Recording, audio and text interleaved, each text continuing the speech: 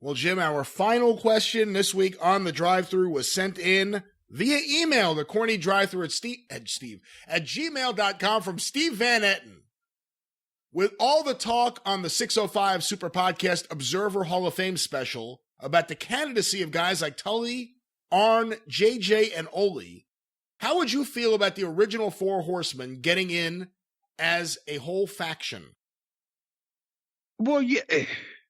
Give me that one more time. I lost it around the far turn. Well, if you remember, the discussion, it was in various segments, was around the fact that Ole Anderson's on the ballot next year.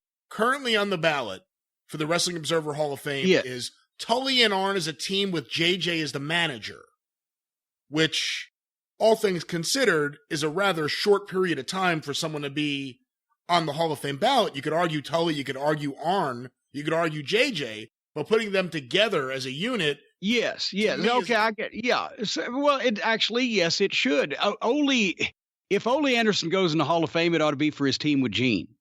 Really, and honestly, because I voted for the Andersons until it just became obvious that nobody else was going to because everybody's crazy and too young. Arn Anderson is a Hall of Famer on his own and for his time in the Horsemen, as is Tully Blanchard. But I didn't vote for them. I don't think I voted for them as a team because they were only a team for a fucking year and a half.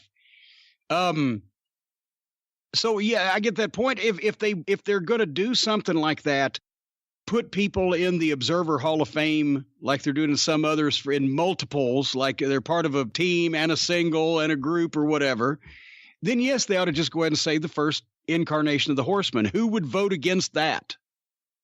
I don't see how you could possibly vote against that. Well, the problem, of course, would be Dave has not allowed people to be on the ballot more than once, so that would disqualify them because Flair is already in the Hall of Fame. Well, but I thought Tully or Arn would be also singly. No. They're not? No, they're not. Well, fuck, that's fucked up anyway, then. He ought to put them on the Hall of Fame or on the ballot as individuals, for heaven's sake. Who do you think you could make a stronger argument for? Arn Anderson or Dick Murdoch? Oh, I thought you were going to say Arn or Tully. Tully or Dick Murdoch? Because Dick Murdoch's kind of the line where he's not in. So are these guys better candidates than Dick Murdoch? Well, here's the thing. Tully actually, when you think about it, would be a Hall of Famer as a single before Arn, because Tully had a singles career and a tag career with Gino before Arn got in the business. And then even though Arn's career went on longer in WCW, he was not used at the tippy top in a lot of that instance, whereas Tully's career ended shorter, but he was a main event guy before Arn got in the business. However, having said that, no, it's Dick Murdoch shouldn't be the cutoff guy.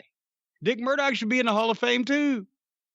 And that's it's insane when you've got a guy who worked on top everywhere that he cared to work for 20 years, went to Japan back when it was a legitimately impressive feat, like 60 different tours, was one of the best in-ring workers in the business and could cut a hell of a promo and had a 25 or almost 30-year career. So I don't even see Dick Murdoch as the cutoff guy. I see him as another Wild Bull Curry, that how can this guy not be in a Wrestling Hall of Fame, especially with some of the other names that are in there.